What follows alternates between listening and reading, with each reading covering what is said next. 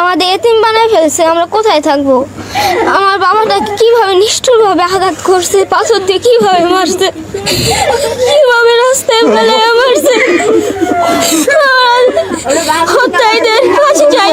এখানে তো আমার বাবা অনেক বছর ছোটবেলা থেকে ঢাকা থাকে। এখন ইদানিং ৫-৬ বছর ধরে আমার বাবা নিজের একটা ব্যবসা অনেক কষ্ট করে গড়ে তুলতে পারছে। এখন ওনারা চাচ্ছে যে এই দোকানটা, এই ব্যবসাটা ওনারা নিয়ে নিবে, আর মাসে 2 লাখ টাকা চাঁদা চেয়েছি। আর আমার বাবা বলছে যে আমি এত কষ্ট করে এইসব করছি আমার সন্তানের জন্য।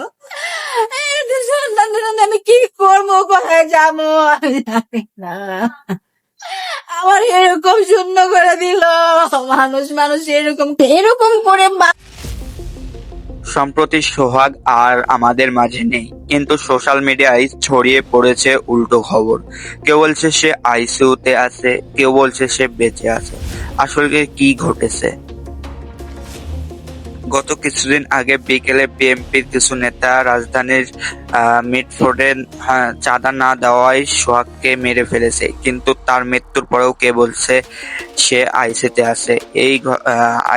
আছে। এই বিষয়টি নিয়ে পুরো নেট দুনিয়া তোলপাড় হয়ে আছে। এই ঘটনাটি প্রমাণ করে দিল আসলে আমরা কতটা গুজবে ভরসা করে থাকি। ভিডিওটি ভালো লাগলে চ্যানেলটি সাবস্ক্রাইব করুন এবং আপনার মূল্যবান মতামত কমেন্টে জানিয়ে দিন।